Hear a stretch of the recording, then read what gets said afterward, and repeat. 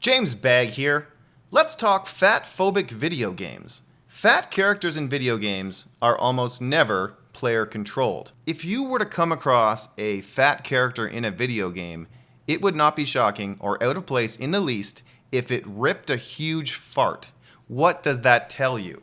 Let's try another one. You come across a fat character in a video game. It vomits all over you. Oh, better aim your weapon at its huge gut, no doubt sticking out from underneath a t-shirt that's much too small, covered in food stains. Watch out for the explosion. Don't want to get fat guy debris all over your tall, handsome, ripped, white guy player character. I don't want to get preachy here, but aren't video games the most profitable sect of the entertainment industry now? A little proper representation couldn't hurt, come on. And you might be asking, James, what about Mario? He's a chubby dude. You're right, Mario's a little chonker, and that's great.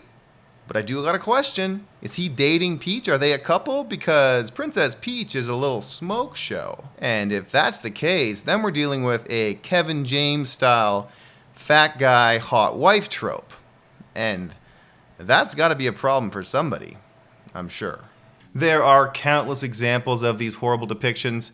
Wario, the boomers from Left 4 Dead, we've got Dr. Eggman, he's a big fat evil genius. Roadhog from Overwatch. I gotta give Overwatch a bit of a pass because it seems like that development team has put in a little bit of effort in terms of different body shapes and sizes. Mei, although it's interesting, Mei, who's maybe the next chubbiest character on the roster, you couldn't tell. For the first few seasons of that game, she was wearing this big suit, so there was questions about whether or not she was a BBW, and then eventually they did give her a skimpier outfit, revealing the fact that she is a little bit rounded out.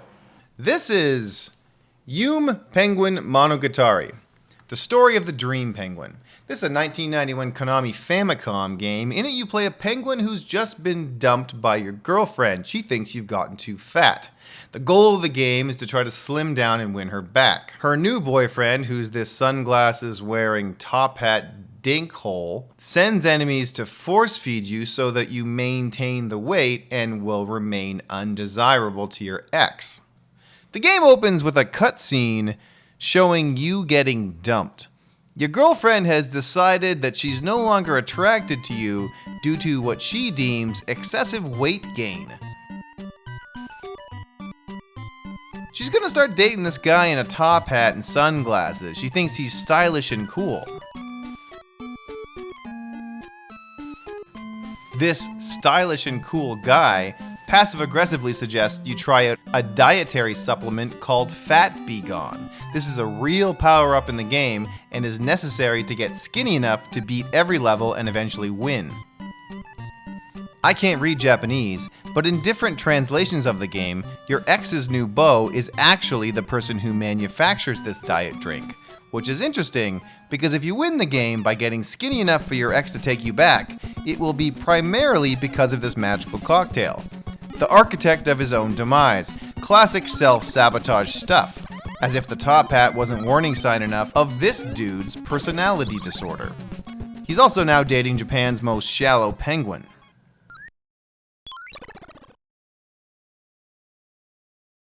The rules of the game are simple but unique. To beat each level, you need to get to the end before the time runs out. You can't actually lose HP by touching enemies, they just slow you down. However, if you get to the end of the level and you aren't skinny enough, it still counts as a loss.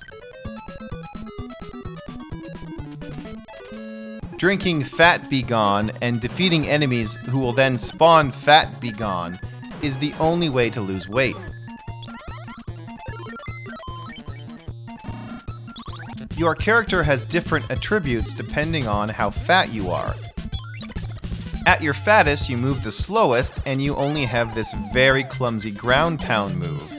When you're medium weight, you have a kick, and when you're thin, you can shoot a projectile. There are 6 levels in the game, and they alternate between platforming levels and shoot-'em-up style levels.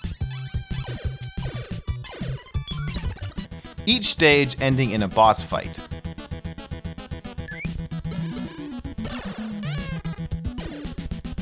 a relatively short game and not particularly difficult once you understand the rules of engagement.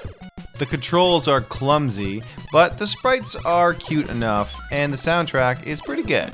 When talking about fatphobia and video games, the enormous cultural differences in Japan around weight gain and dieting need to be acknowledged. While attitudes in North America around weight gain are far from great, just to give you an idea of how bad things are in Japan, in 2008, the Japanese government enacted a fat tax for employers whose staff members don't fit certain waist measurements. It's called the Metabo Law. This has become such a problem in Japan that over the last 40 years, the average height of the population has been gradually shrinking.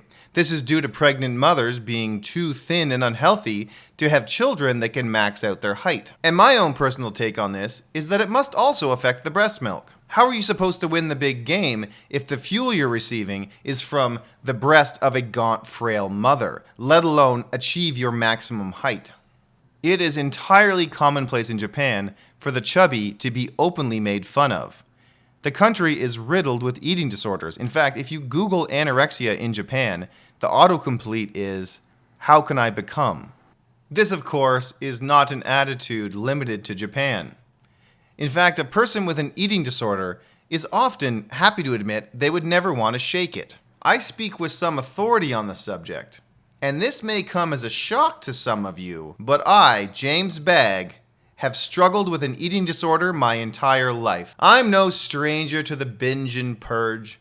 It wouldn't be out of place to see me starving myself for a couple of days and then maybe ordering a large stuffed crust pizza, maybe taking down a sleeve or two of Oreos, go to the store, get myself a large bag of Fuego Takis. Not a big deal. I'll just chug a liter of water and I'll barf it all up behind the dumpster behind my apartment. And maybe you're looking at me thinking, you're not that thin. How could you have an eating disorder? What about all that beer you drink? I've seen your man titties through your shirt in some of your videos. You've got a little beer gut too. Well, listen, it's light beer, you dick. And it's a common misconception that you have to be wafer thin to have an eating disorder. You can abuse laxatives all day and still have an inch to pinch. It's unbelievable that I have to say this. If you defeat the final boss, the penguin in the top hat, but you're still fat, your girlfriend will not take you back. There is a short cut scene showing her walking off with him into the distance while he's covered in bandages and you are crying.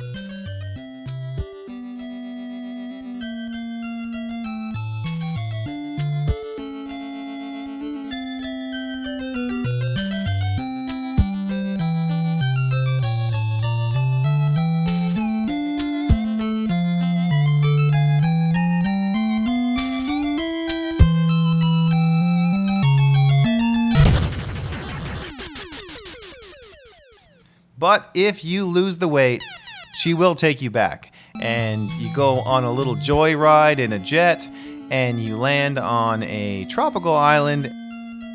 And then there is the twist. She is now fat.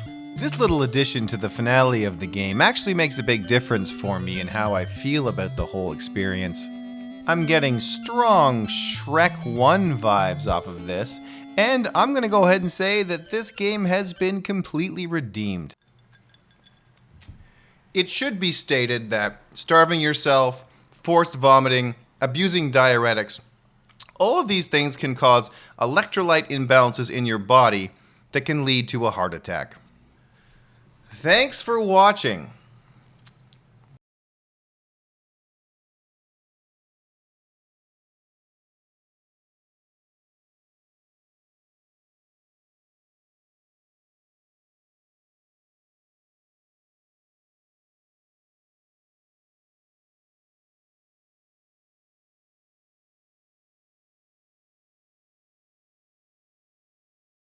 Hey, me again. Sorry about this, but it seems there needs to be some clarification here. When I referred to Mei from Overwatch as a BBW, I meant the acronym Big Beautiful Woman, not Big Black Woman or Beautiful Black Woman. I was not aware that those acronyms existed. I know that Mei from Overwatch is Chinese.